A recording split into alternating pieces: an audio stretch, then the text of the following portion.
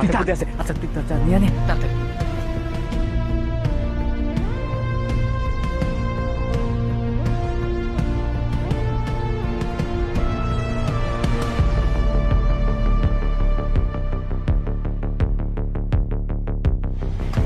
আরে কো টাকা পয়সার ফোন কো? আরে আমি টাকা পয়সা তো আনতেই গেছিলাম। আরে এই হয়েছে কি জানিস, এই বাড়িওয়ালা বুঝতে পারছিস, আমি গিয়ে দেখলাম বাড়িওয়ালা ওগুলো হাতে নিয়ে বসে আছে, ওগুলো নাড়াচাড়ি করতেছে।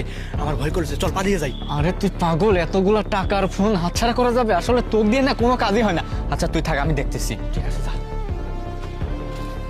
আসসালামু আলাইকুম স্যার। ওয়ালাইকুম সালাম। স্যার এইগুলো ফোন টাকা পয়সা এগুলো আমাদের। ফোন টাকা পয়সা সব তোমার? জি স্যার।